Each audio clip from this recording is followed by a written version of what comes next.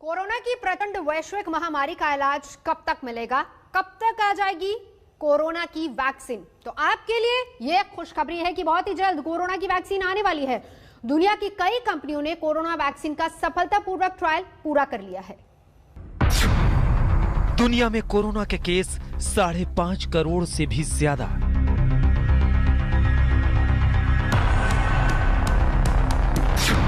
दुनिया में कोरोना से अब तक 13,34,297 लोगों की मौत। भारत में कोरोना के मामले 88,74,000 से ज्यादा। भारत में कोरोना से मौत के मामले 1,30,559। इन आंकड़ों से आगे कोरोना का वायरस आज गली गली बेखौफ घूम रहा है। इसलिए सवाल है कि इसका इलाज कब तक मिलेगा, कब तक मिलेगी वैक्सीन, जिसका इंतजार पूरी दुनिया को है। इस मामले में अमेरिकी फार्मास्यूटिकल कंपनी मॉडर्ना उम्मीद की एक रोशनी लेकर आया है। It's a really important milestone in the fight against the pandemic because it demonstrates that our vaccine, mRNA-1273, is able to prevent COVID-19 disease, including severe disease in people who've received it. It's really just a milestone, though. We have a lot of work ahead of us. Knowing the vaccine is going to be effective is great news, but we still need to complete the regulatory process, which involves completing the study and generating more data, even some follow-up and safety data. And then, of course, we need to get busy manufacturing. Corona के इस बुरे और डरावने समय में भी उम्मीद के कुछ चिराग भी झिलमिला रहे हैं। अमेरिका की मॉडर्ना कंपनी का कहना है कि उसकी वैक्सीन mRNA-1273 जल्द ही आ जाएगी। टेस्ट में इसकी वैक्सीन 94.5% तक प्रभावशाली साबित हुई है। मॉडर्ना को उम्मीद है कि इस साल के आखिर तक वैक्सीन के 2 करोड़ डोज ला देगी। हालांकि कंपनी को उम्मीद है कि अगले साल तक 100 करोड़ डोज वो तैयार कर लेगी, लेकिन लोगों तक इस दवा को पहुंचाने के लिए मॉडर्ना कंपनी को कई औपचारिकताओं से गुजरना होगा। कंपनी बहुत जल्द ही सरकार से इसके इस्तेमाल की इजाजत मांगेगी। We hope to have about 20 million doses of the vaccine by the end of this year, by the end of the calendar year. And we're looking forward to making about 500 million to 1 billion doses next year. But that is going to be a 24/7 operation. आज दुनिया की नजर जिस vaccine पर टिकी है, उसका trial America में कई चरणों से गुजर चुका है। ये ट्रायल अमेरिका में 30,000 लोगों पर हुआ। इनमें आधे लोगों को 4 हफ्ते के अंतर पर वैक्सीन की 2 डोज दी गई। बाकी लोगों को डमी इंजेक्शन दिए गए। जिन लोगों को वैक्सीन दी गई, उनमें से सिर्फ 5 को ही संक्रमण हुआ। बाकी जिन 90 लोगों को संक्रमण हुआ, उन्हें डमी इंजेक्शन दिए गए थे। लेकिन सवाल है कि हिंदुस्तान के लोगों तक ऐसी दवाएं और वैक्सीन कब तक पहुंच पाएंगी? आपने भी मेरे को इंटरव्यू देते हुए कहा था कि अगले साल के शुरू तक वैक्सीन आ जाएगा। आज भी इस बात पे कायम है? निश्चित रूप से अगले साल के अंदर वैक्सीन आएगा और अगले साल के शुरुआती महीनों में ही आएगा। एक तरफ मॉडर्ना कंपनी है तो दूसरी तरफ अमेरिका में ही उसकी प्रतियोगी फाइजर कंपनी है। पिछले हफ्ते ही फाइजर इंक ने भी प्रभावशाली वैक्सीन लाने का दम भरा था। उसका दावा है कि उसकी वैक्सीन 90% तक सुरक्षा देती है। फाइजर इंक और उसके जर्मन पार्टनर बायोनटेक को उम्मीद है कि वो साल के अंत तक 5 करोड़ डोज ला देगा। वहीं रूस का स्पुतनिक वी वैक्सीन 92% तक सुरक्षा का भरोसा देती है। वैसे जानकारों का कहना है कि दुनिया में वैक्सीन के लिए ऐसे कई प्रयास चल रहे हैं। सीरम का फेज 3 प्रॉपर से जो फॉर्म होगा वो जनवरी में खत्म होगा। इंटरिम रिजल्ट एस्ट्राजेनेका ने क्लेम किया है पब्लिक डोमेन में कि वो अगले पहले हफ्ते में दिसंबर में शेयर करेंगे।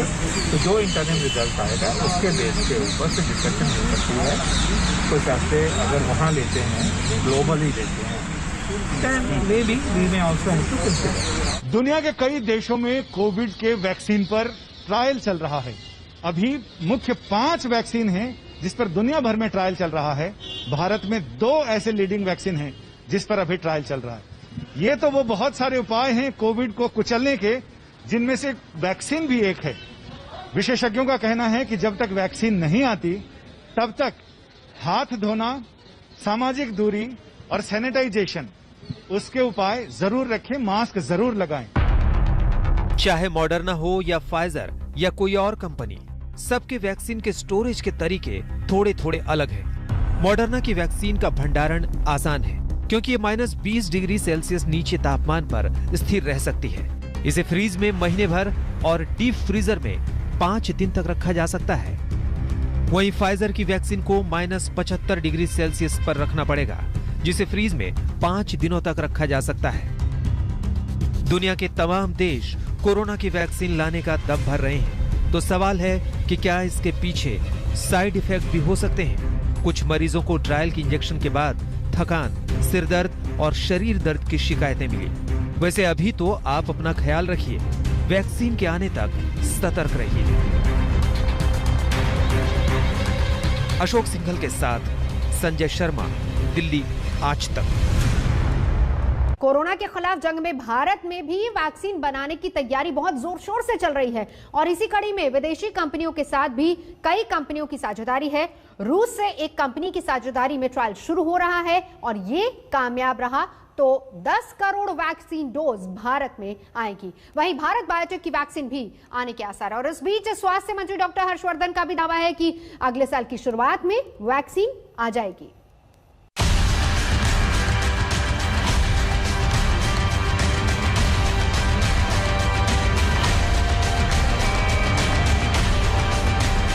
सर्दी शुरू हुई नहीं कि कोरोना बहुत तेजी से फैलने लगा। ऐसे में बचाव के तमाम उपायों के बीच बड़ा सवाल यह है कि कोरोना की वैक्सीन कब आएगी और क्या उसमें हिंदुस्तान की कोई भूमिका है। वैक्सीन के 3 फॉर्मुलेशन ट्राई किए जाएंगे। सार्स कोविड जो वैक्सीन है उसके 3 सब यूनिट्स ट्राई किए जाएंगे और पहले फेज में हम ये देखते हैं कि सेफ है और डोज रेंज देखते हैं। तो ये फेज 1 ट्रायल पहले होगा, उसके बाद phase 2 to see how immunogenic it is, that is followed subsequently by phase 3 जिसमें लार्जर पॉपुलेशन के साथ किया जाता है टू सी कि उसकी एफिकेसी और थेरेपेटिक बेनिफिट कितना दे रही है। भारत में राहत की खबर भारत बायोटेक की तरफ से आ रही है, जो कोवैक्सीन नाम से वैक्सीन ला रही है। भारत बायोटेक ने तीसरे चरण का ट्रायल शुरू कर दिया है। इसमें भारत के 25 केंद्रों से 26,000 वॉलंटियर्स पर ट्रायल होगा।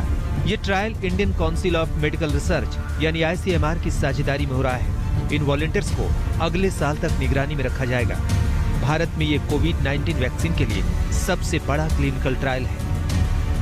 भारत बायोटेक का जो वैक्सीन है वो अभी तीसरे दौर में उन्होंने करीब 26,000 लोगों का जो क्लिनिकल ट्रायल किया है वो नवंबर में उनका पूरा हो रहा है और उसके बाद वो ICMR को पूरी जांच के लिए भेजा जाएगा और हो सकता है दिसंबर एंड या जनवरी के पहले या दूसरे हफ्ते तक उनको ये उनका स्टडी जो है अगर उसमें पूरी बातें सही हो सकती है तो ही उनको ये बाजार में लाने की अनुमति मिल सकती है।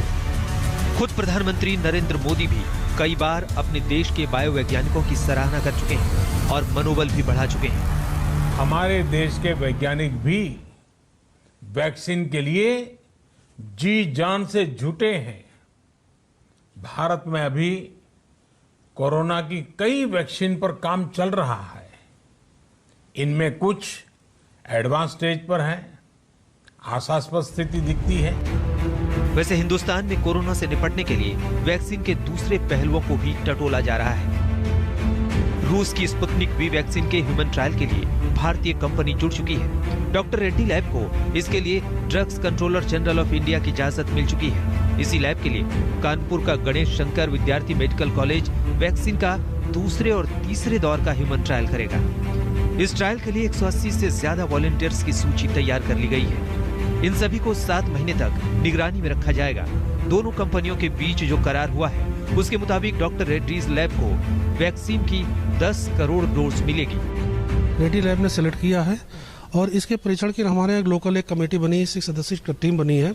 उसके द्वारा मेडिकल एक होता है एथिकल कमेटी, उसे अप्रूवल मिल गया है। अब गवर्नमेंट ऑफ इंडिया से जो DCGI drug controller general of India की तरफ से जैसे परमिशन मिलेगी तो वैसे हम यहाँ पर जो हमारे लिस्टेड कैंडिडेट हैं उनके द्वारा परीक्षण चालू होगा। कोविड-19 के संक्रमण से बचाव के लिए भारत में उत्तर प्रदेश के कानपुर के गणेश शंकर विद्यार्थी मेमोरियल कॉलेज में स्पुतनिक 5 की पहली खेप अगले हफ्ते यहाँ पहुंच रही है, जिसका क्लिनिकल परीक्षण यहाँ पर किया जाएगा। इसके साथ ही 180 से ज्यादा वॉलंटियर्स ने इसके लिए अपना रजिस्ट्रेशन कराया है। साथ ही इसमें देखने वाली बात यह है कि जो इस पूरे शोध के जो प्रमुख डॉक्टर हैं सौरभ अग्रवाल, वो टीके की खुराक का निर्धारण करेंगे। हिंदुस्तान में दूसरे स्तर पर भी कई कोशिशें चल रही हैं। इसके तहत ही भारतीय company serum institute of India ने कोरोना की वैक्सीन बनाने के लिए दुनिया की 5 बड़ी कंपनियों के साथ करार किया है। कंपनी के मुताबिक दुनिया के हर इंसान तक वैक्सीन पहुंचने में कम से कम 4 से 5 साल लगेंगे। सवाल ये है कि क्या हर हिंदुस्तानी को समय पे वैक्सीन मिल पाएगी। भारत बायोटेक की बात करें, ऐसी कंपनी जो हिंदुस्तान में कोविड-19 की वैक्सीन बना रही है, वो फेज 3 ट्रायल में आ चुकी है। उम्मीद ये है कि अगले साल की शुरुआत में वैक्सीन हिंदुस्तान में अवेलेबल हो। हिंदुस्तान में इस वक्त कोरोना का कहर बढ़ता जा रहा है। बचाव के लिए सामाजिक दूरी और मास्क की बुनियादी चीजों से आगे वैक्सीन की दरकार है और उस दरकार पर सबकी नजरें गड़ी हैं। दिल्ली में ऐश्वर्या पालीवाल के साथ अभिषेक मिश्रा, कानपुर, आज तक। फिलहाल यहाँ रुकेंगे एक ब्रेक के लिए। आज तक पर खबरों का सिलसिला लगातार जारी है, देखते रहिए आज तक। कोरोना की वैक्सीन जल्द ही आने के आसार है, लेकिन उससे कहीं ज्यादा तेजी से कोरोना के मामले बढ़ रहे हैं। देश की राजधानी दिल्ली की बात कर लेते हैं, क्योंकि कोरोना के मामले इस कदर फैल रहे हैं कि सिस्टम के हाथ पांव फूलने लगे हैं। अब वैक्सीन जब आएगी तब आएगी, लेकिन उससे पहले ये सुगबुगाहट तेज हो गई है कि क्या दिल्ली में फिर से लॉकडाउन लग सकता है।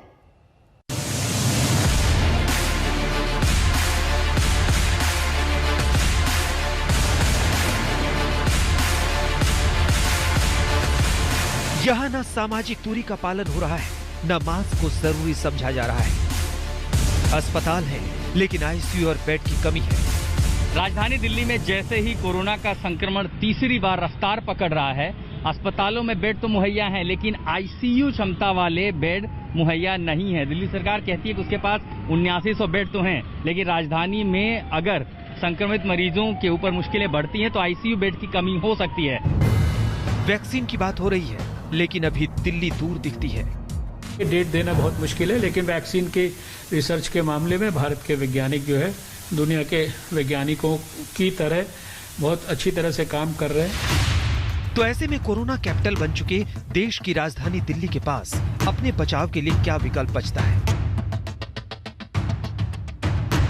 क्या दिल्ली की जिंदगी पर फिर से बंदिशों का ताला लग सकता है? क्या फिर से लॉकडाउन के आसार नजर आते हैं? वो एरिया एक तरह से लोकल कोरोना हॉटस्पॉट बन सकता है, तो उस वहाँ पे बाजार को कुछ दिनों के लिए एहतियात के तौर पे बंद करने की इजाज़त दिल्ली सरकार को दी जाए। ऐसा प्रस्ताव अभी केंद्र सरकार को भेजा जा रहा है। आज दिल्ली अगर कोरोना को लेकर बहुत तनाव और दबाव में है, तो इसके कारणों को समझ लीजिए। 10 नवंबर से 17 नवंबर तक के कोरोना के आंकड़ों को देखें तो साफ हो जाएगा कि हालात कितने बिगड़ चुके हैं। बीते 2 दिन यानी 16 और 17 नवंबर को बेशक ग्राफ में गिरावट आई हो, लेकिन इसे राहत का संकेत मानकर बैठा नहीं जा सकता। 11 नवंबर को 24 घंटे में संक्रमण का जो आंकड़ा जारी हुआ, वो दिल्ली के लिए रिकॉर्ड बन गया। उस दिन रिकॉर्ड 8,593 लोग संक्रमित हुए। 12 नवंबर को दिल्ली में सबसे ज्यादा 104 संक्रमितों की मौत हो गई। दिल्ली में कोरोना मौत का दूसरा नाम बनता जा रहा है। केजरीवाल सरकार के लिए केंद्र सरकार तक सबके माथे पर चिंता की लकीरें नाचने लगी। आशुतोष मिश्रा के साथ कुमार कुणाल, दिल्ली, आज तक। फिलहाल यहाँ रुकेंगे एक ब्रेक के लिए। आज तक पर खबरों का सिलसिला जारी है, देखते रहिए आज तक। नमस्कार, मैं हूं अंजना ओम कश्यप। हमें उम्मीद है ये वीडियो आपको पसंद आया होगा। लेटेस्ट खबरों के लिए यूं ही देखते रहिए आज तक, और इस वीडियो के पसंद आने पर लाइक, शेयर एंड सब्सक्राइब करना ना भूलें।